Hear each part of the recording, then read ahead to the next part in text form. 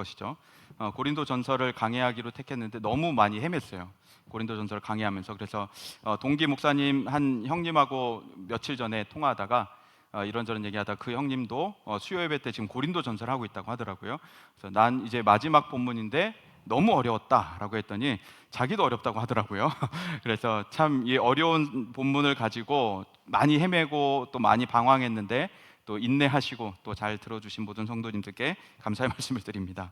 오늘은 이제 고린도전서 마지막 부분인데 편지 형식에 맞게 축복하고 권면하는 내용들이 있습니다.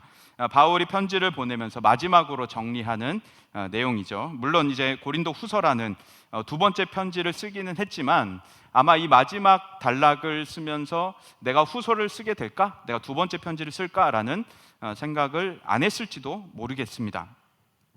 어쨌건 바울은 이것이 고린도 교회에게 보내는 마지막 단락이 될 수도 있겠다라는 마음이 들었을 것 같아요. 그래서 이 부분을 굉장히 귀중하게 느꼈을 것 같습니다. 왜냐하면 말이라고 하는 것은 주워 담을 수가 없죠. 한번 내뱉고 나면 그것을 주워 담을 수가 없습니다. 또 요즘같이 저처럼 바울은 설교할 기회가 많지 않은 시대를 살았었죠. 고린도 교회 성도들을 만날 수 있는 기회도 많지 않았었고 또 말을 전할 수 있는 기회도 많지 않았습니다. 요즘같이 전화나 문자, SNS 등으로 쉽고 빠르게 자신의 뜻을 전달할 수 있는 시대가 결코 아니었었죠. 편지 용품도 구하기가 너무 어려웠었고 그래서 신중하게 한자 한자를 써내려 가야 했던 것이 당시였습니다. 편지를 써보신 분들은 10분 공감하실 것입니다. 친구나 연인에게 편지를 쓸 때 몇 번 쓰고 지우고를 반복하게 되죠. 어떤 경우 볼펜으로 쓸 때면은 쓰다가 틀렸을 때 찍찍 그을 수가 없어서 종이를 구겨서 버리기도 했었죠. 그래서 어떤 사람은 사랑은 연필로 쓰라는 노래를 부르기도 했었고요. 편지를 마음에 들게 완성하고 전달하려고 고이 접어서 책상에 보관하고 잠들려는 그 설레는 밤이 아마 간직하는 추억이 있을 수도 있겠습니다. 또 편지를 전해줄 때 얼마나 심장이 쿵쾅쿵쾅, 너무 오래전 일인가요? 심장이 쿵쾅쿵쾅 뛰어서 견딜 수 없을 정도의 일이 있기도 했었죠. 물론 저는 편지 세대는 아닙니다.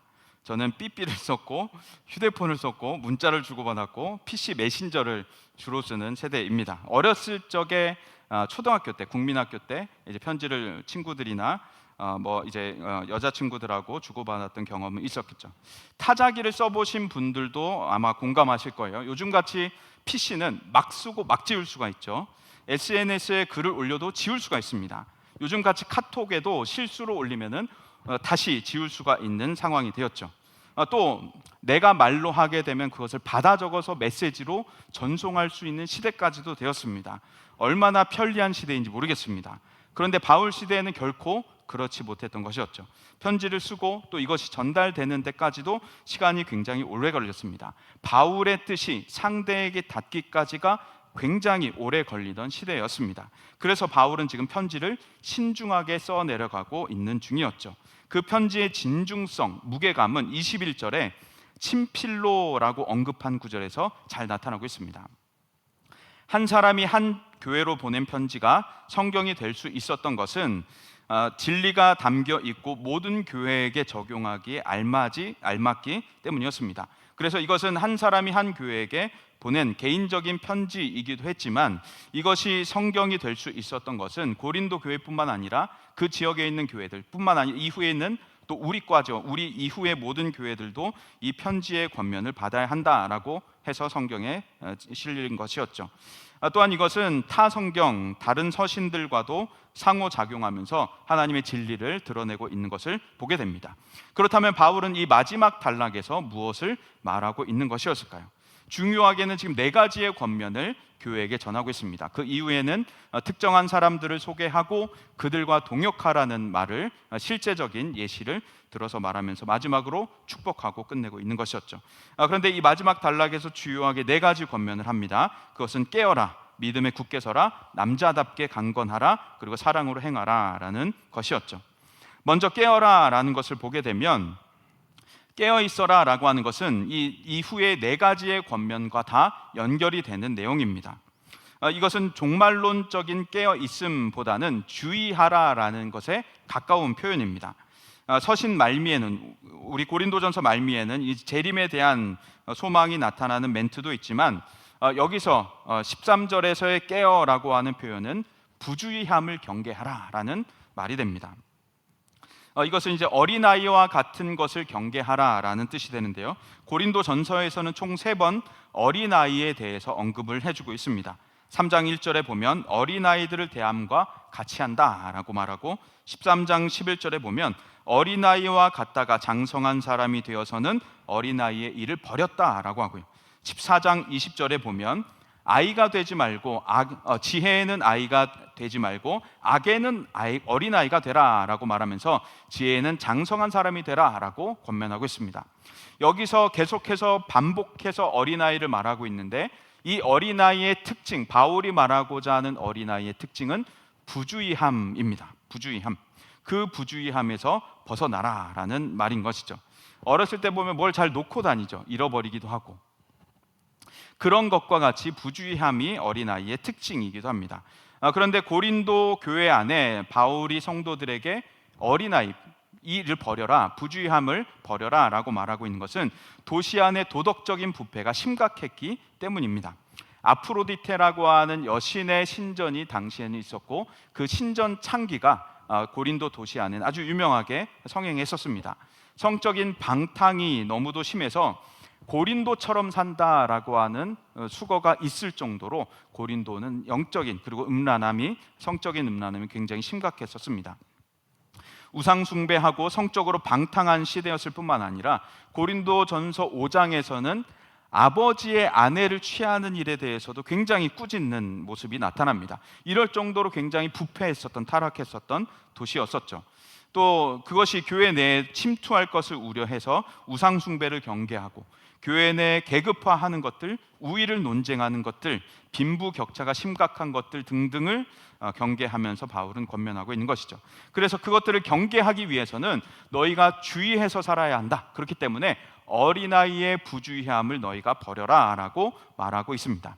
여기서 어린아이의 부주의함을 버리고 경계할 수 있는 것은 바로 복음이었던 것입니다. 그래서 복음으로 주의하라라고 말하는 것을 계속해서 반복해서 강조하고 있는 것이죠.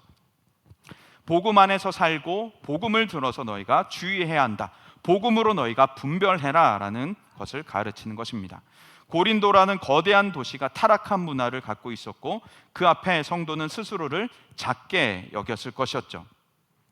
그래서 성도들은 도덕적인 무기력을 느꼈을 수도 있겠습니다. 나 혼자 거룩하게 살면 뭐하나, 저 사람들은 다 저렇게 맘대로 살면서 떵떵거리고 사는데 내가 이 도시를 거룩하게 산다고 해서 내가 이 도시를 바꿀 수 있을까? 라고 하는 도덕적인 무기력함이 그들에게 있었을 수도 있습니다. 어떤 사람은 나약한 사람은 나도 그냥 따라서 살까라고 생각했을지도 모르겠습니다. 그래서 바울은 강력하게 권면하고 있는 것이죠. 주의하고 경계하라는 것입니다. 또 아이는 변덕스럽고 자기중심적인 사람입니다. 근시안적이고 눈앞의 것만 보고 자기중심적으로 생각하고 행동하고 굉장히 충동적인 형태를 보입니다. 그래서 아이에게는 안 돼라고 하는 것이 안 통하죠. 안 돼라고 말해도 아이는 계속해서 때를 쓰고 그것을 얻어내려고, 쟁취하려고 노력합니다. 그래서 어린아이들에게는 안 된다는 것을 가르치는 것, 기다리게 하는 것을 가르치는 것이 굉장히 중요하다고 많은 사람들이 강조하고 있죠. 타인을 고려하지 못하는 것, 기다리지 못하고 배려심이 부족한 것 등등이 아이들의 특징입니다. 또한 자기중심적인 관심사로만 가득하고 근시안적인 만족에 치우쳐 있는 것이 어린아이들의 특징입니다. 그러다 보니까 주변 사람들은 아무것도 눈에 보이지 않고 자기의 만족에만 치우치는, 자기의 만족에만 충족하려고 하는 모든 충동적인 행동을 하게 되는 것이죠. 그래서 이런 사람이 되지 말라고 어른과 같은 성숙함을 지니라고 말하고 있는 것입니다. 그렇다면 어떻게 성숙하게 살아갈 수 있을까? 바울은 이어서 믿음에 굳게 서라 라고 말합니다. 이것은 이제 굳게 서는 것을 강조하는 것이죠. 복음 위에 서 있는 것을 말하는 것입니다. 우리는 거대한 타락한 문화에 맞서려면 복음 위에 서야 한다는 것을 우리는 계속해서 강조해서 배워오고 있습니다. 모두가 다 알고 있는 내용이죠. 그래서 모든 공동체는 믿음에 굳게 서야 하고 믿음은 복음을 들음에서 나게 된다라고 하는 것을 우리는 알게 되어서 계속해서 우리는 복음을 들으려고 노력하는 것이죠. 복음을 듣고 그 복음 위에 서서 이 거대한 타락한 문화 앞에 우리는 맞서서 싸우려고 하는 것이죠. 그래서 바울은 또 이어서 이렇게 말합니다. 남자답게 강건하라고 말하는 것이죠. 남자답게 강건하라. 이것이 이제 계속해서 바울이 말하고자 하는 네 가지의 권면 가운데 포인트가 되는 대목입니다. 남자답게 강건하라. 이것은 용기를 가져라라고 하는 말이 되기도 하는데요. 이전에 드라마를 볼 때면 저는 개인적으로 이런 대사를 만날 때 좀 손발이 오그라들었어요. 그래서 견디기 힘든 장면이죠. 이런 대사가 있습니다. 너답지 않게 왜 이래? 라고 말하면 그 대사를 들은 사람은 뭐라고 하죠? 나다운 게 뭔데? 라고 하죠. 그래서 저는 그 장면을 보면서 막 손발이 오그라들었어요. TV를 껐습니다. 그리고 이제 드라마에 집중하기가 힘들어졌고, 이런 이제 투닥투닥거리는 대목들이 막 나오기 시작하는데, 다움이라고 하는 것이 우리들의 표현 가운데는 있죠. 이것은 무엇에 걸맞는 품행이나 삶 등등을 말합니다. 그래서 남자답게라고 하면 남자다움이, 바울이 생각하는 남자다움이 있었을 것 같다라는 것이죠. 예를 들면 경찰답다라고 말하면 경찰다운 것은 무엇일까요?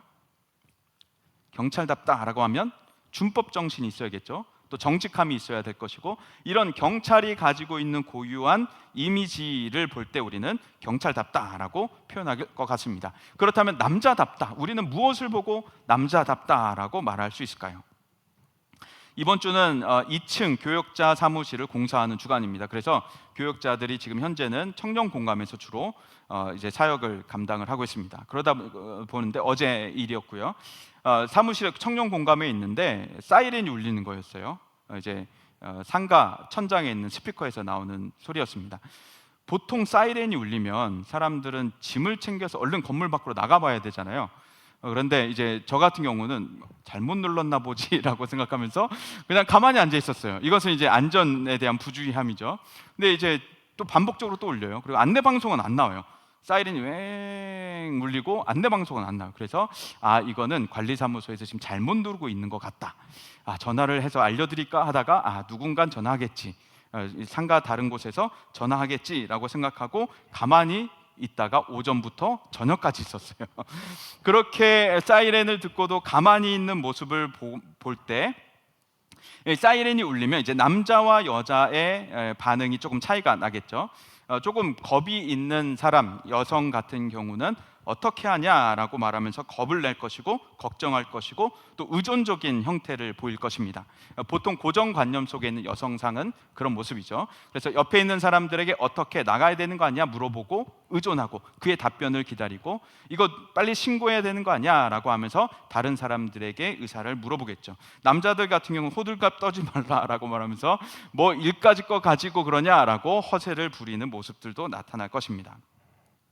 남자들의 고정관념 속에 있는 남자들의 특징은 바로 그런 모습들이죠. 여성의 특징은 이런 모습들이고, 공포 영화를 봐도 남자들은 아무렇지 않게 봐야 하고 여성들은 눈을 가리고 소리를 지르고 남성에게 안겨야 하는 그런 모습들을 우리가 생각하곤 하죠.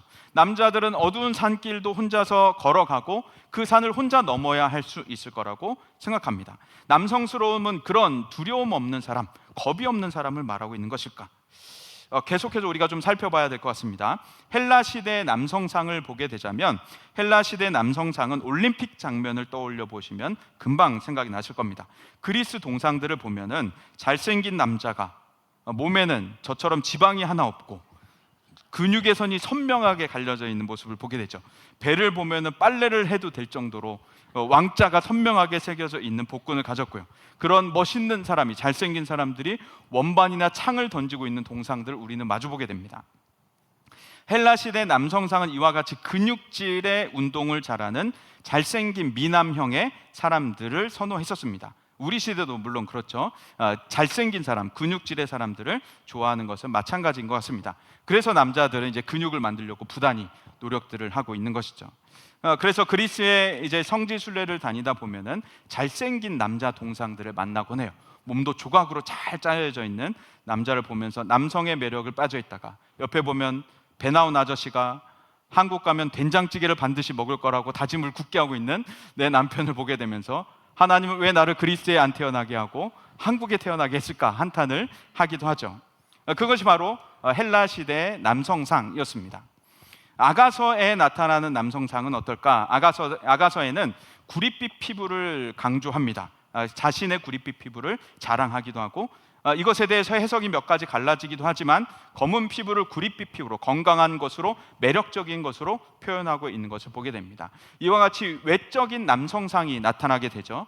피부색도 검고 그을린 피부, 또 헬라 시대 보면은 운동을 해서 근육질의 몸매 등등을 나타나기도 합니다. 그렇다면 한국의 남성상은 어때 왔었을까? 몇 가지만을, 너무 많지만 몇 가지만을 들어보자면, 전통적으로 부엌에 들어가지 않습니다. 그리고 아기를 낳는 일은 여자 혼자의 일이었죠. 산부인과에 출입하지 않습니다. 설거지, 빨래 등등은 모두 여자의 몫이었죠. 그리고 여자가 만일 남자에게 뭐 하나 토를 달기라고도 한다면 어디 여자가 감히라고 하면서 큰 소리로 호통을 치기도 했죠. 사우나에 가보면 남성들은 어떠냐면 누가 오래 버티나 시합을 하기 시작합니다. 그런데 가만 보면 기도할 때도 좀 그런 모습이 나오는 것 같아요.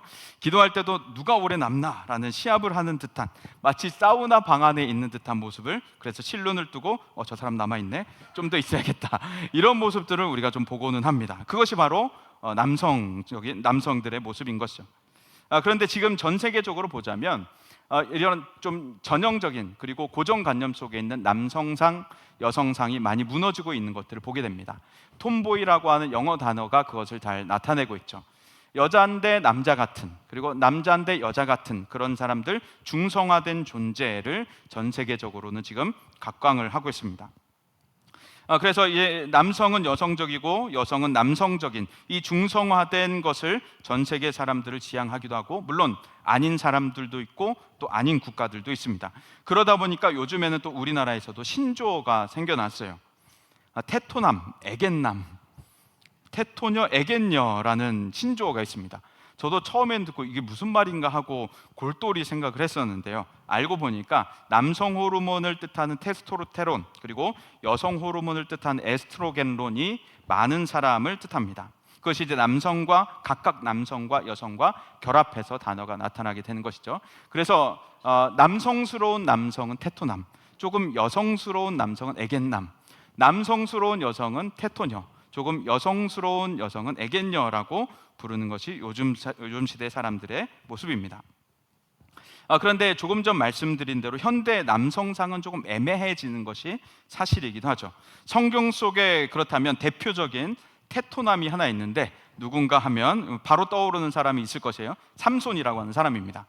괴력의 사람이었죠. 그런데 이 사람은 단순히 힘만 센 것은 아니었습니다. 머리도 굉장히 탁월해서 전략이 좋았죠.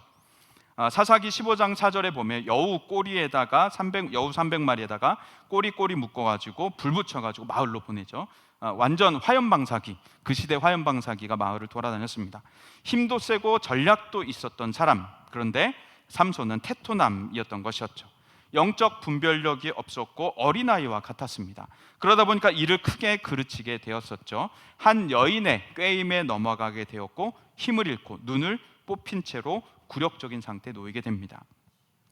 그렇다면 삼손의 경우는 남성스럽다라고 말할 수 있을까라고 질문한다면, 고린도 전서로 답을 하자면 남성스럽다라고 답은 하지 못하게 됩니다. 어린아이와 같다라고 답을 하게 되는 것이죠. 남자들은 아마 공감을 하는 분들도 계실 겁니다. 삼손과 같은 괴력이 나에게도 있었으면, 헐크를 보면서 그런 생각도 하게 되죠. 저도 역시 강함에 대해서 많이 오해를 하고 살았습니다. 어릴 적에는 강한 것을 동경했어요. 그래서 브루스리라고 혹시 아시나요?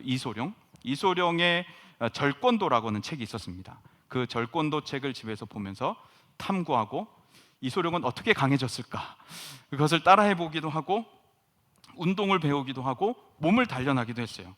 나무에다가 주먹을 계속 치면서 주먹도 단련하고, 팔꿈치, 손등, 손바닥, 손날, 발등, 발 뒤꿈치, 모든 것을 단련하기 시작하고, 상대가 나를 때려도 아프지 않을 수 있도록 여기저기를 서로 때려가면서 단련하기 시작했습니다.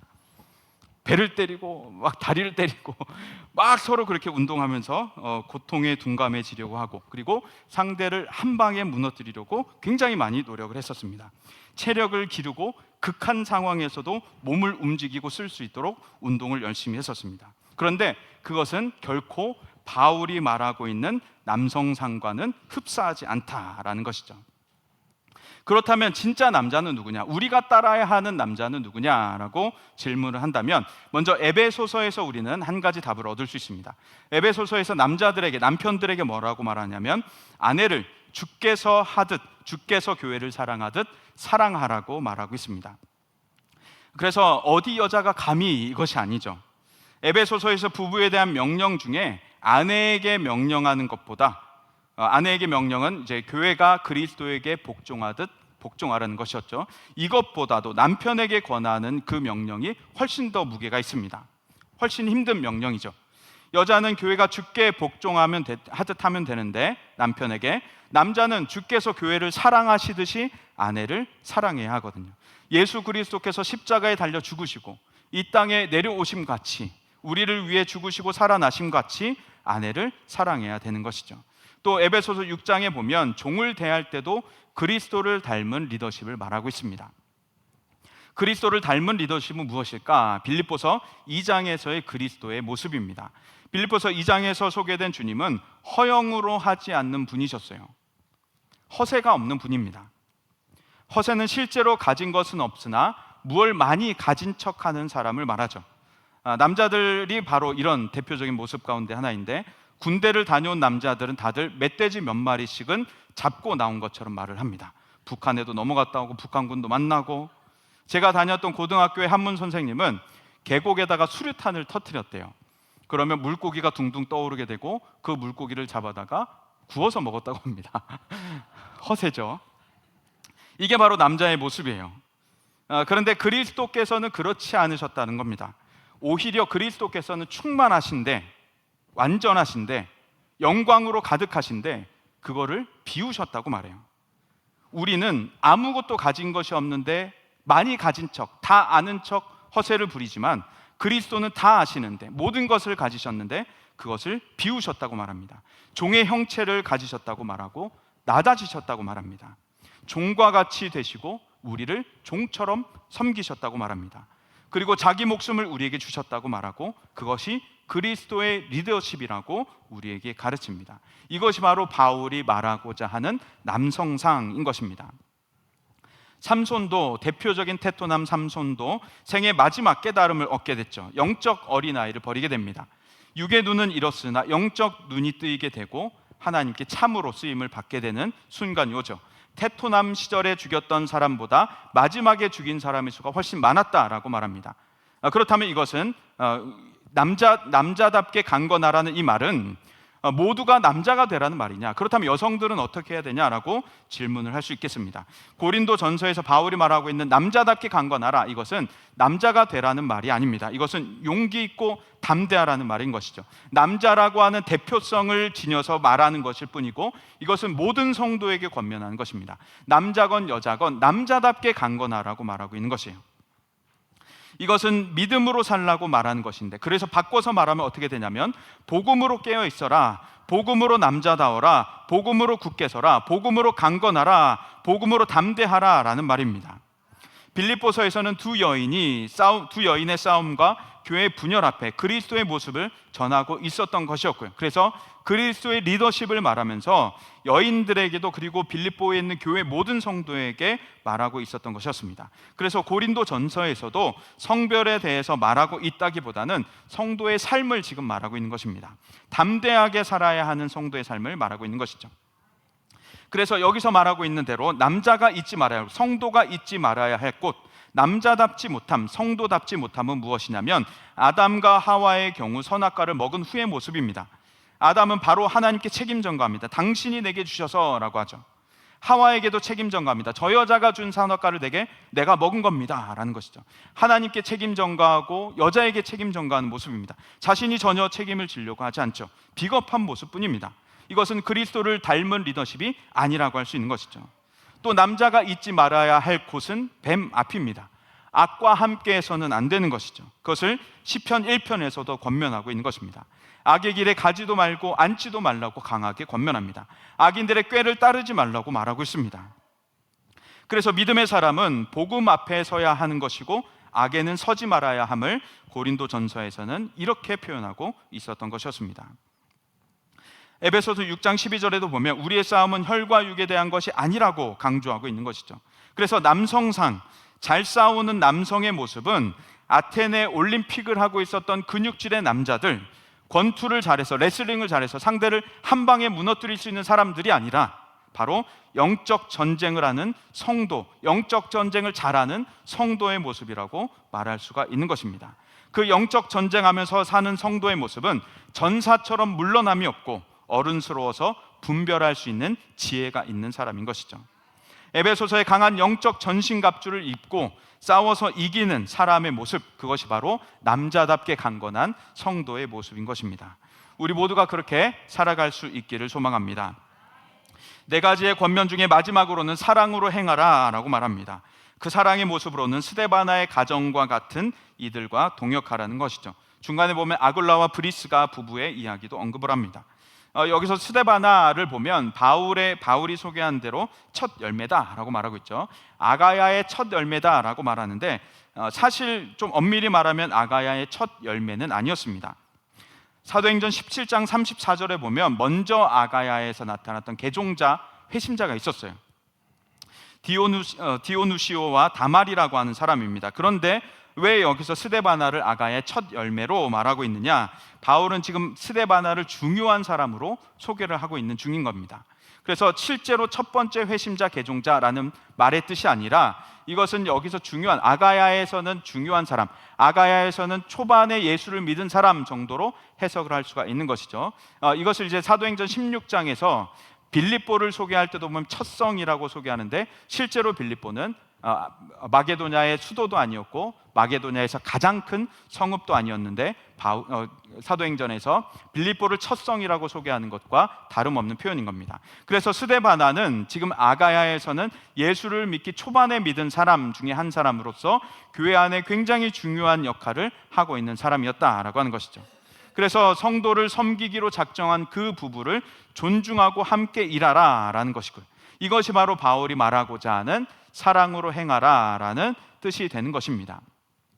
그래서 고린도 교회 안에 있었던 영적인 계급을 다 없애고 누가 더 은사를 많이 가졌냐, 저 사람은 은사가 한 개냐, 저 사람은 방언도 못하고 예언도 못하냐, 그래서 그 사람을 무시하라는 것이 아니라 그 모든 것들을 다 없애라는 것입니다. 계급화하는 것도 없애고 그 사람이 은사나 믿음을 적게 가졌다고 해서 그 사람을 멸시하라는 것도 아니고 모든 사람을 존중하고 모든 사람과 동역하라라고 말하고 있는 것이죠.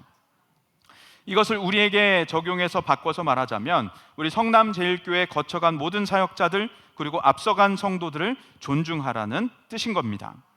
현재 있는 헌신자들 그리고 사역자들 물론 포함한 얘기들인 것이죠. 먼저 천국에 가 계신 우리 성남제일교회 선배님들 우리가 존중하고 은퇴하신 분들에 대한 존중이 우리에게 또한 있어야 하는 것이죠.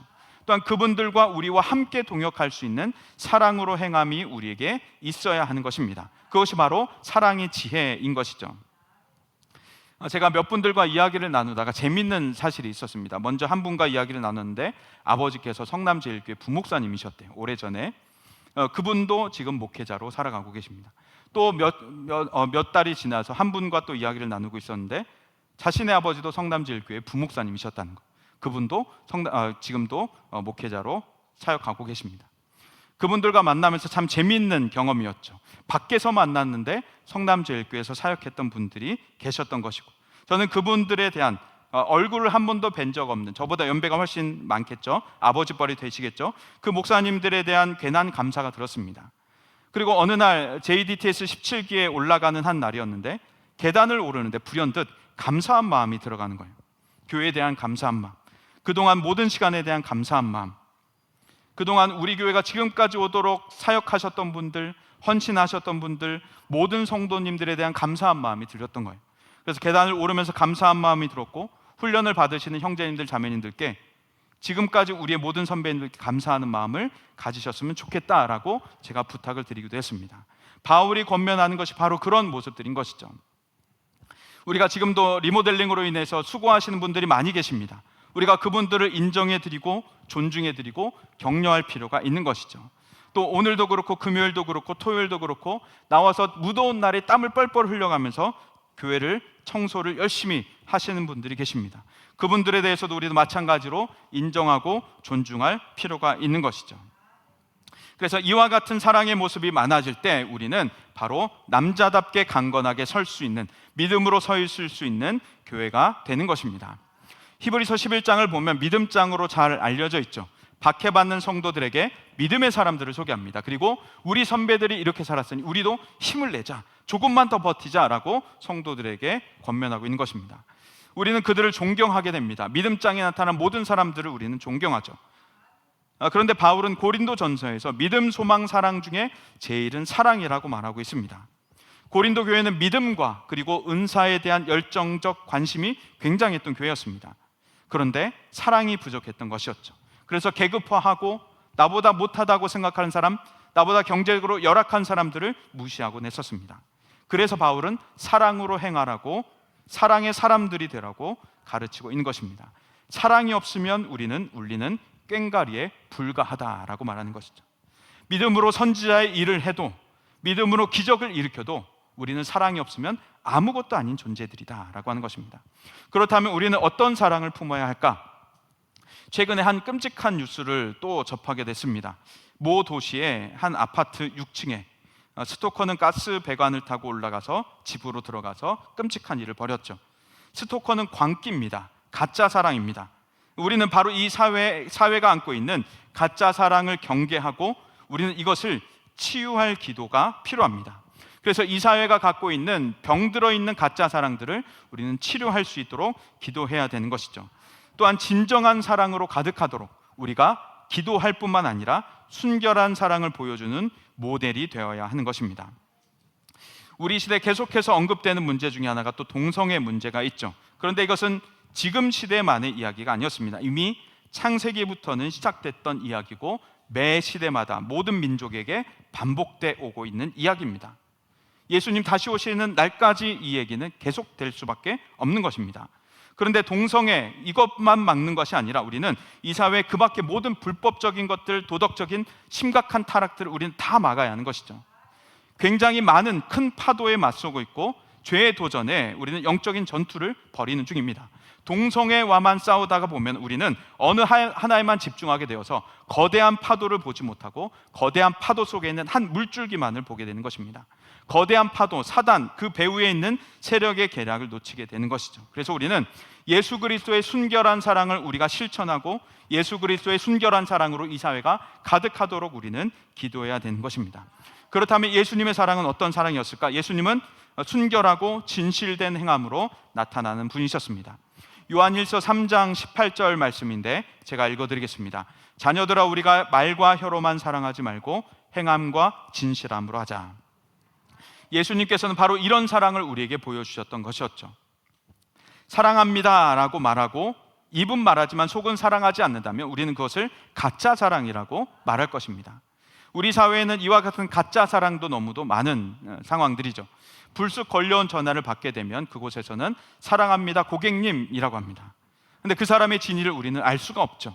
한 번도 본 적 없는 사람이 전화기 너머로 나에게 사랑을 고백한다. 우리는 그 사람의 진위를 파악할 수가 없습니다. 그래서 우리는 말뿐이 아닌, 우리가 예배 설교 초반에 사랑하고 축복합니다 라고 서로에게 인사했는데 이 말뿐이 아닌 우리는 행함과 진실함으로 사랑하는 것을 그리스도께 배워야 합니다. 그리스도께서는 사람들을 사랑하셔서 찾아가신 분이십니다. 그리고 찾아가시고 말을 건네시고 실제적으로 일을 해주신 분이셨죠. 수가성 우물가의 한 여인을 만나기 위해 찾아가셨고 기다리신 분이십니다. 이것이 바로 행함과 진실함으로 사랑하셨던 그리스도의 사랑인 것이죠. 또 주님은 가늠하다 현장에서 잡힌 여인의 허물을 덮어주셨습니다. 그리고 나도 너를 정죄하지 아니하노라 하십니다. 이것이 우리가 이 시대 속에서 외칠 수 있는 그리스도의 사랑인 것입니다. 이 시대는 서로 정죄하기 바쁜데 우리는 그리스도의 사랑으로 덮어주는 사랑을 실천해야 하는 것이죠. 이것이 바로 행함과 진실함으로 사랑하신 주님의 사랑이십니다. 그 주님의 사랑을 만나게 되면 살아나게 되는 것이죠. 사람은 즐겁게 됩니다. 그리고 사람은 평안하게 되고 기쁨을 되찾아 살아가게 되는 것이죠. 이것이 바로 그리스도의 사랑인 것입니다. 이 사랑은 모든 사람의 긴장을 풀어주게 됩니다.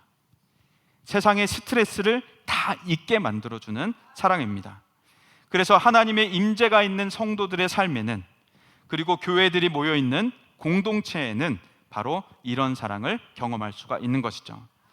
우리가 서 있는 모든 곳, 어디든지 가정과 직장과 교회 내 모든 공동체에 이런 선한 영향력이, 하나님의 임재가 가득 나타날 수 있기를 소망합니다. 이것을 종합하게 된다면 바로 예수 그리스도의 모습이 나타나게 되는 것이죠. 주님은 아들로 태어나서 남자 성도의 모델이 되어주셨습니다. 그리고 주님은 깨어 계셨고 늘 시대를 분별하시고 악한 자의 접근과 그의 진위를 파악하셨죠. 영적 분별력으로 세상의 악에 휘둘리지 않으셨습니다. 세상의 도전과 죄의 유혹엔 단호하게 맞서 싸우셨습니다. 강건한 남자 성도의 모델이 되어주셨죠. 또한 그분은 사랑으로 살아가셔서 사람들을 인정하고 존중하고 자유케 하고 기쁘게 하고 즐겁게 해주셨습니다. 억눌린 자가 주님을 만나면 자유하게 되었고 슬픈 자가 기쁘게 되었죠. 죄에서 치유되고 모두가 구원을 얻게 되었습니다. 이 주님의 모습을 닮은 우리 모두가 다 될 수 있기를 소망합니다. 또한 이 주님을 따를 수 있는 우리가 다 될 수 있기를 소망합니다. 그래서 깨어 믿음에 굳게 서는 것, 복음에 사는 사람들, 바로 우리들의 삶인 줄 믿습니다. 우리들은 바로 성령의 사람으로 남자답고 강건한 사람, 용맹하고 담대한 사람들인 줄 믿습니다. 세상을 이기는 힘을 가지고 세상이 우리를 흔들려 해도 흔들리지 않는 사람들, 성숙한 사람들인 줄 믿습니다. 그래서 사랑하고 축복합니다 라는 말이 우리 말뿐이 아닌 이것이 삶의 실천으로, 예수 그리스도의 실천으로 나타날 수 있는, 진정으로 고백하고 그렇게 살아갈 수 있는 그런 교회, 우리가 다 될 수 있기를 간절히 소망합니다. 이 시간 우리 이 찬양